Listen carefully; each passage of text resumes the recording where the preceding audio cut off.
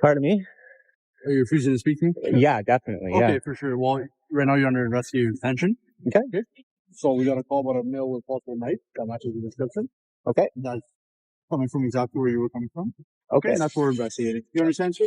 Yeah, I understand. Okay, sir. So just move your knife to the side, please. Move to the side. I don't condone any searches or anything like this, dude. Okay, I'm just walking down the street. I'm going to get a workout in, and you're stopping me because I look like a suspect? Yeah, absolutely. No, and I'm not the suspect. Was the suspect having a coffee? Was the suspect doing this or that, dude? I'm not your guy. I'm not your guy. Don't tell me to relax. I'm not stressed. So you're just going to hold on for a second until we confirm it's not you? And then you'll do your thing, man. You don't even need to be in my face then. Get out of here, bro. Yeah, you're close enough for me, man. This is ridiculous. Okay, it's cool. That's fine. I'm just walking down the street and you sit here and you stop me. Like, do you understand why I'm aggravated? Yeah, but do you understand why I'm stopping you? Well, okay, so we have a mutual understanding then, do we? Yeah. Let's break this down from the very start, because this is where things already go sideways. A man is simply walking down the street, minding his own business, heading out for a workout. No crime. No disturbance. Nothing suspicious, until officers step in and immediately place him under investigative detention. That's a strong move with weak grounding. The justification: a vague call about a male with a possible knife who matches the description. But listen closely, words like possible and matches are doing all the heavy lifting here. There's no confirmation, no clear identification, just assumption.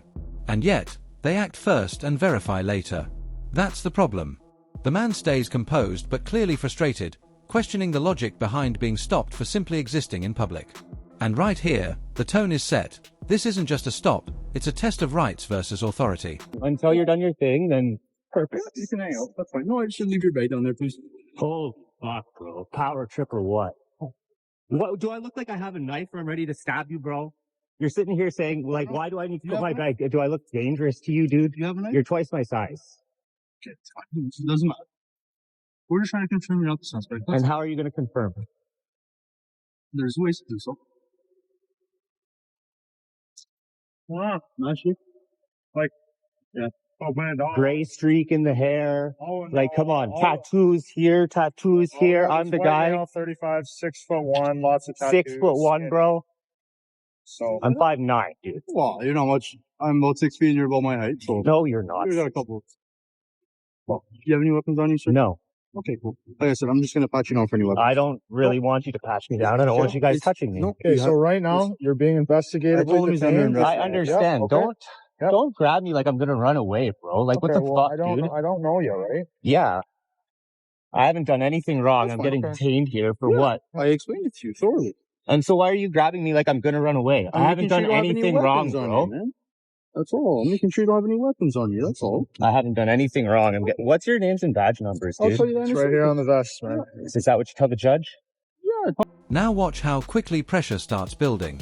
Officers begin issuing commands. Move your bag, comply, stand still, trying to establish control over someone who hasn't done anything wrong. The man pushes back, not aggressively, but firmly. He refuses consent to any searches and makes it clear, I'm not your guy. And honestly, the description they're using, it's weak. White male, mid-30s, tattoos, walking nearby, that could apply to dozens of people in the area. Even the physical details don't match. Height is off. Appearance is off. But instead of reassessing, officers double down. They continue forward as if the assumption alone is enough. This is where things get dangerous, when suspicion replaces evidence. The man calls it out directly, exposing the flaw in their logic. Because stopping every person who vaguely fits a description isn't policing, it's profiling. Well, why didn't you do that the first time? 2644. Perfect. I thought you were going to read it for yourself, man. That's right. Not everybody can read, man. Isn't it your policy to at least identify yourself? So listen, yeah, we did. No, you had to convince him. Oh, yeah. Oh, yeah. Yeah, read it. You thought it might be a It's on film. What do you mean? What do you mean I'm confused? There's no confusion here. Just come stand in front of the car for a second. Thank you, man.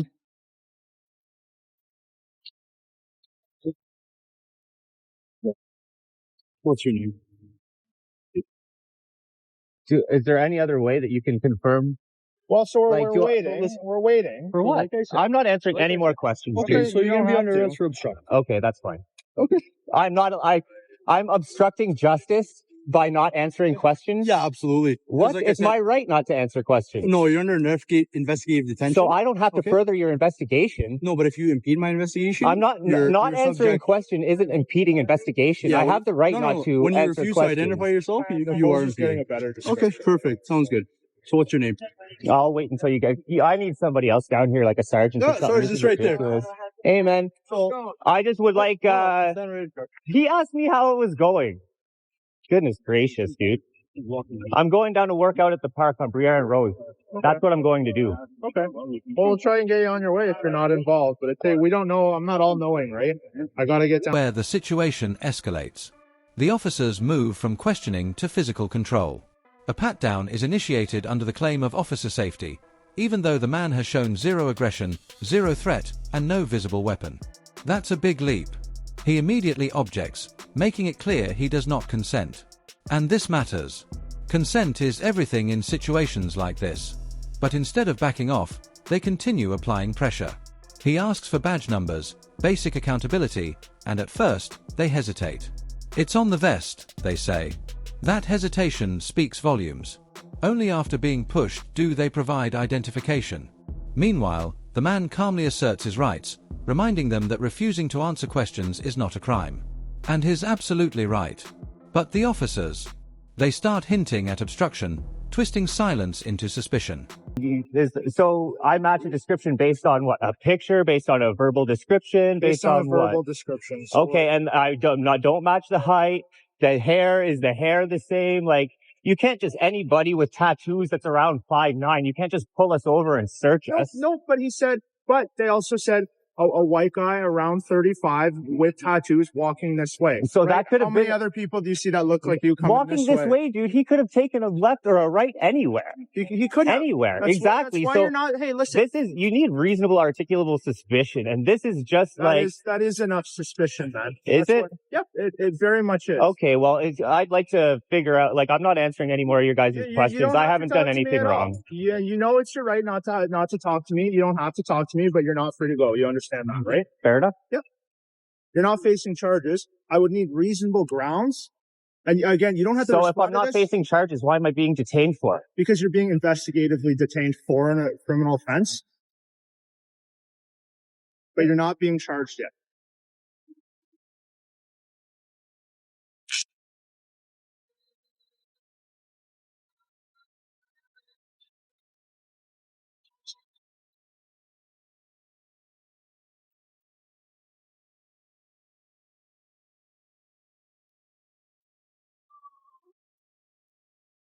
We enter the grey area, the most dangerous part of encounters like this.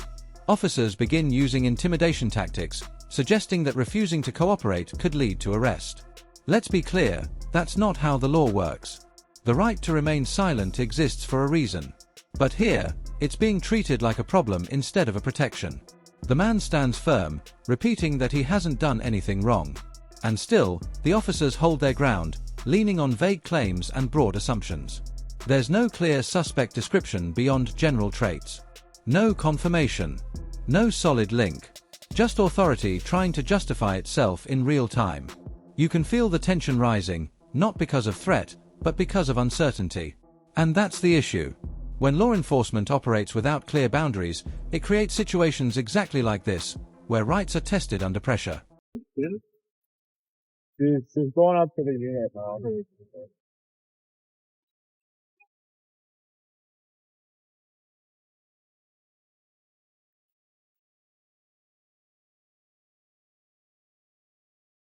Do you mind if I grab my coffee? Is that cool before it gets cold? It's just on the sidewalk over there. Sure. Thanks. Appreciate it.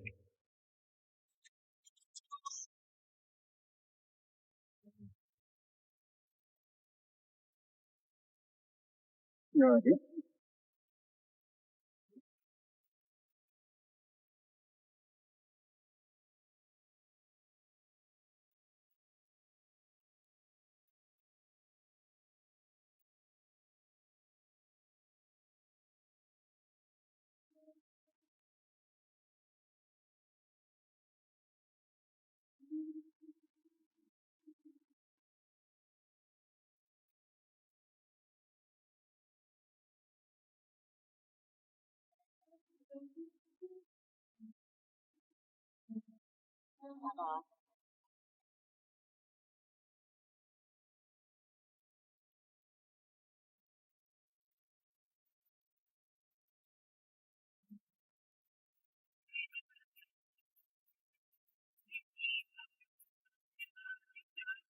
Alright, now a supervisor steps in, and this is where things should calm down, right? Wrong. Instead of de-escalating, the supervisor reinforces the same weak justification. He claims that a vague verbal description is enough to detain someone. Think about that for a second. No solid identifiers. No confirmed location. Just general traits and direction of travel. That's a slippery slope. The man pushes back again, pointing out the obvious: he doesn't match key details like height or specific features. And more importantly, they haven't even confirmed they're at the correct location tied to the original call. Yet despite all that, they continue insisting he's not free to go. That contradiction is huge. If there's no charge, no confirmed crime, then what exactly is the legal basis for holding him? That question hangs in the air, and no one answers it. The ironic thing is whoever it is getting away right now.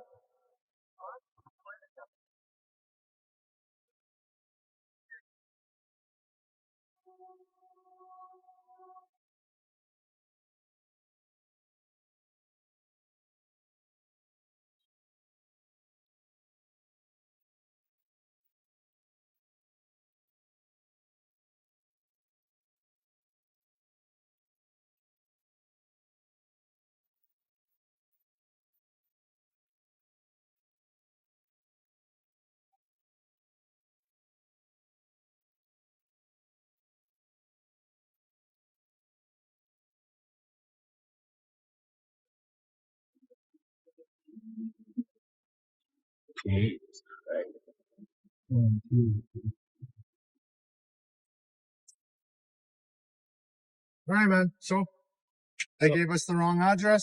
It's not you. I told you. Good to go. Told you. Good one. You too, man. Hopefully you spent a lot of time getting the wrong guy. The guy's still out there. I shouldn't be worried. There's a guy with a knife and I shouldn't be worried. Like, dude, you've got an attitude problem. You're very smug. Very smug.